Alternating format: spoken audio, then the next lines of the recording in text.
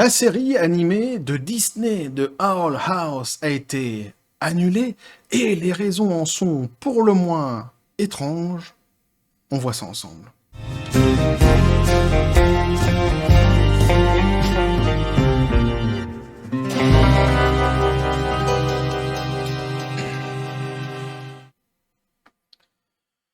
Et c'est un sujet qui m'a été suggéré, entre autres, par Mathéo sur le Facebook de la chaîne, qui m'a en plus fourni l'article sur lequel je vais m'appuyer pour vous présenter ce petit sujet, donc je l'en remercie vivement.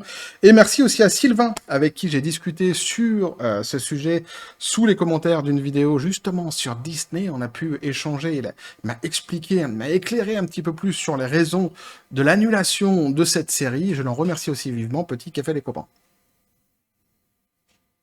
Alors déjà, dès le début, il n'est pas important de connaître la série ou même de l'avoir vue pour comprendre le sujet. Ne vous inquiétez pas, vous allez voir, c'est assez facilement compréhensible.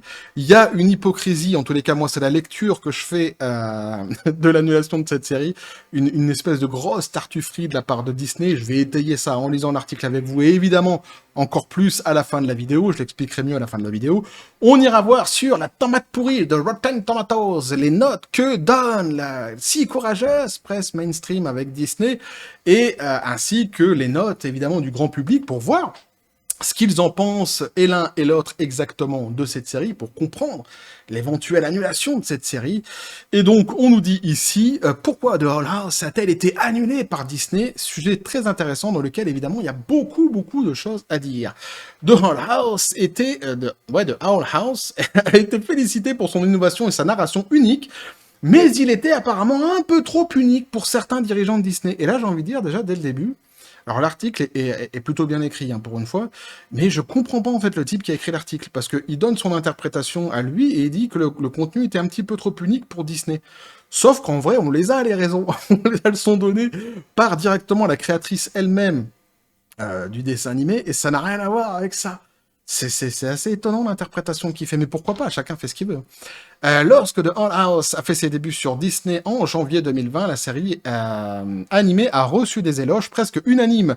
Non seulement The Owl House était considéré comme un contenu créatif et original, mais la série a également été saluée pour son utilisation de plusieurs personnages LGBTQ+, dans son scénario. Donc là, on a le message quasiment devenu signature de Disney dans toutes les dernières productions de Disney, le message LGBTQ+, donc qui était bien installé dans cette série animée, et en plus, ça cartonne. Ah, du coup, pourquoi l'annuler? C'est assez étrange tout de même.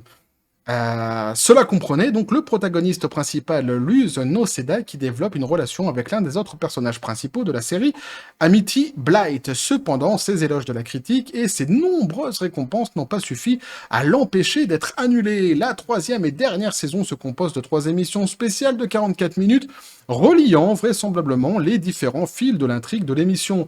Le premier spécial a déjà été diffusé en octobre 2022, et les 2 autres spéciaux seront diffusés en 2023. Mais ce n'est pas la fin de l'histoire. En octobre 2021, la créatrice de The Owl House, Dana Terrace, évidemment là, on fait une petite pause pour savoir, mais qui est Madame Terrace? Oui, je rigole.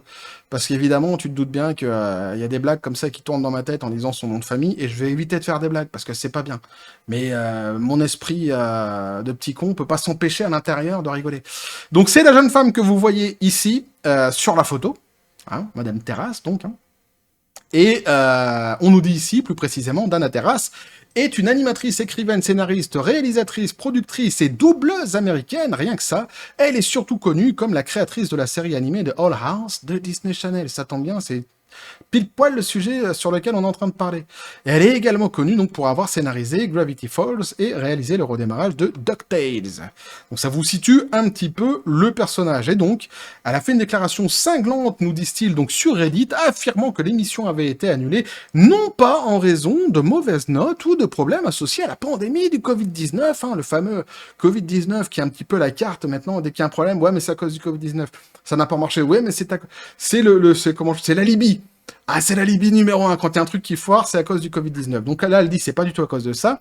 Elle dit, mais parce que quelques personnes dans les échelons supérieurs de Disney avaient dit qu'ils avaient l'impression que cela ne correspondait pas à la marque.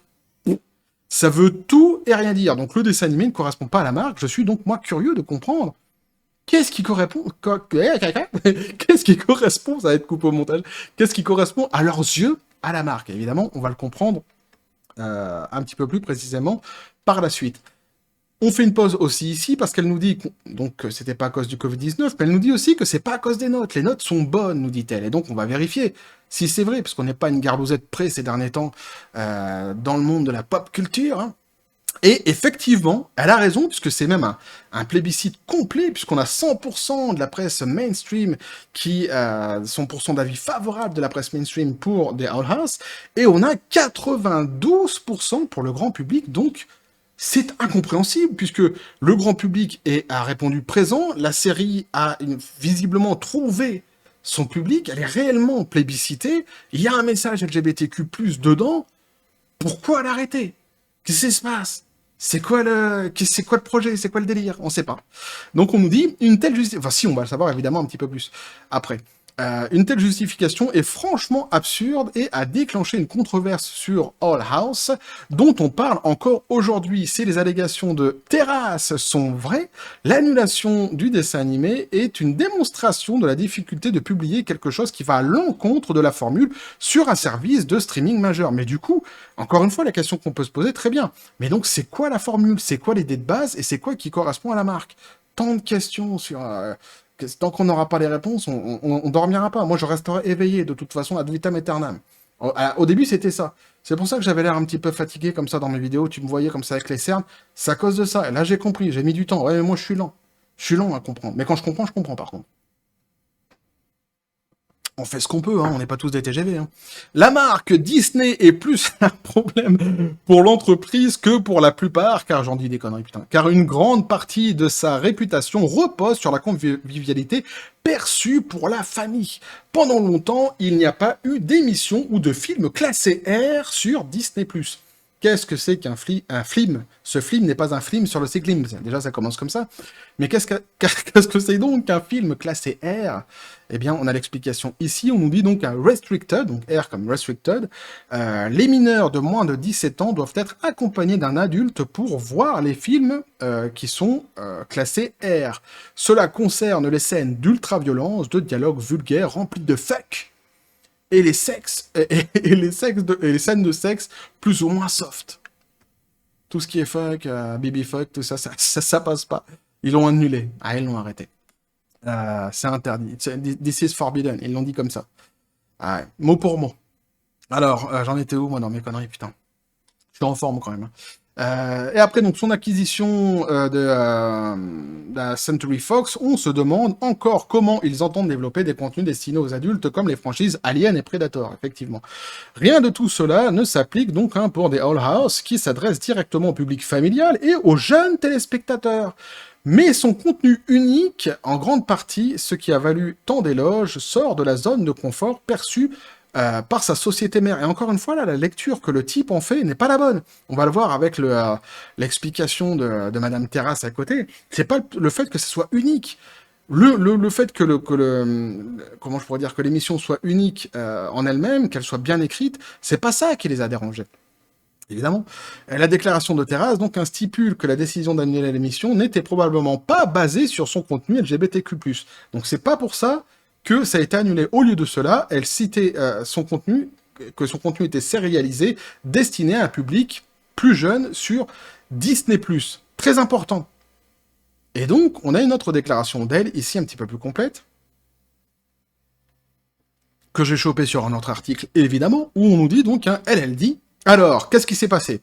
À la fin de la journée, il y a quelques hommes d'affaires qui supervisent ce qui correspond à la marque de Disney, et un jour, l'un de ces gars a décidé que le dessin animé ne correspondait pas à cette marque. L'histoire est sérialisée. Notre public est plus âgé, et cela ne correspondait tout simplement pas au goût de ce type. Les choses, donc là, elle dit c'est nul, elle s'énerve après, etc., etc. Mais vous avez compris donc, hein. Je répète, elle dit, l'histoire est sérialisée, notre public est plus âgé, et cela ne correspondait tout simplement pas au goût de ce type. Cette phrase est hyper importante. Est-ce que la série a été annulée parce qu'elle était mauvaise? Pas du tout. Est-ce que la série a été annulée parce qu'elle n'avait pas trouvé son public? Pas du tout. C'est un plébiscite complet. D'ailleurs, il y a même une pétition qui a été faite par les fans pour que ça revienne. Est-ce que la série a été annulée pour son message LGBTQ+, quelqu'un aurait demandé à ce que ça soit annulé? Pas du tout. Ce n'est pas ça. Le problème, c'est que le public qui regarde cette série, c'est pas les enfants. C'est pas les enfants. Et le message que Disney voulait passer est pour les enfants. Ah. Alors, comme raisonnement, donc affirmant qu'il s'agissait d'un goût subjectif plutôt que de quelque chose de concret. Comme les notes, les allégations, donc s'ils sont vrais, sont certainement de concret comme les notes, pardon, point. Les allégations, si elles sont vraies, donc elles sont de la bouche de Terrace tout de même, elles n'ont pas été démenties, c'est une Golden Late News là que je vous fais, donc elles n'ont jamais été démenties par Disney. Sont certainement justifiables. L'idée de Disney+, de biaiser les plus âgés, est manifestement absurde, car le service comprend un contenu copieux Disney Junior spécialisé pour les très jeunes, tandis que sa gamme populaire de programmes Marvel Cinematic Universe est presque uniformément sérialisée. Le contenu de Owl House s'écarte définitivement des sentiers battus, une grande partie de sa conception.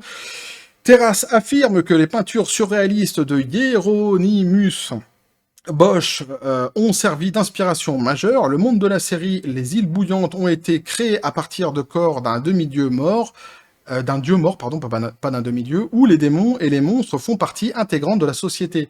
Il fait la satire des mondes, des internats, des livres Harry Potter présentant une variante de sa célèbre école magique réinventée comme conformiste et légèrement terrifiante, tout en explorant simultanément les questions d'individualité et de rébellion. C'est aussi un aperçu des émissions pour enfants en direct des années 1970, telles que HR Puff'n'Stuff et Leadsville, qui présentaient des mondes tout aussi dérangeants, sans le clin d'œil qu'a fait ce dessin animé-là. Donc, le scénario, le préambule de base, même la construction de l'anime, était assez solide, visiblement, assez réfléchi, assez travaillé, et avait réussi à accrocher un public. En plus, avec un espèce de parallèle, évidemment, avec Harry Potter, la sorcellerie, les internats, etc. Plus important encore, c'est un acte étonnamment créatif de construction du monde, c'est ce que j'étais en train de dire, présentant un univers fantastique qui ne ressemble à rien de ce qui l'a précédé, et un arc d'histoire riche qui défie constamment les attentes. Tout cela pourrait certainement suffire à mettre les membres du conseil d'administration mal à l'aise dans une entreprise connue pour son confort. Ironiquement, le fondateur de la société Walt Disney a construit son nom et sa société en défiant les conventions établies de ce type, notamment avec Blanche-Neige et les 7 nains, créés face à un scepticisme énorme au milieu des prédictions de catastrophes.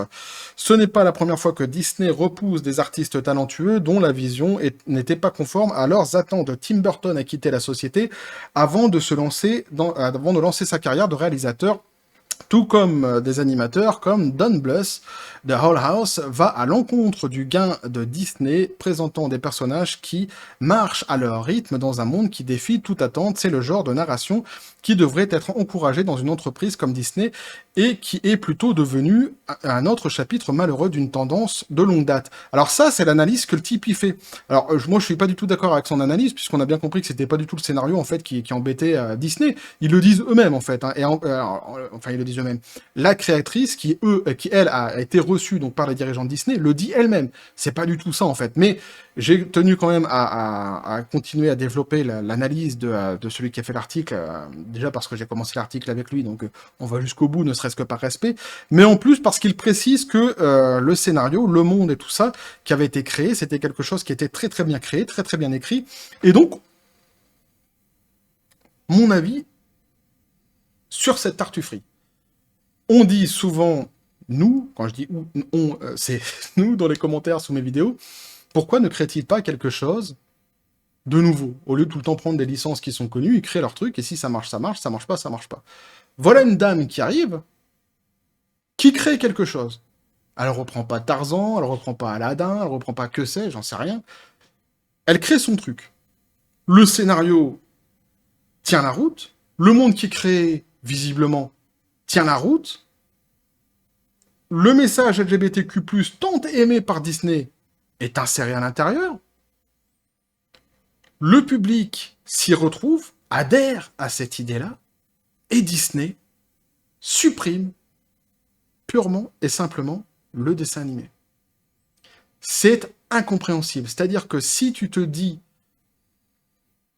que tu fais que tu lances des créations pour plaire au grand public, déjà, on voit ici que c'est faux. Puisque ça plaît au grand public, mais Disney l'annule. Ok ? On se dit, bon, Disney, ils essayent de faire progressiste.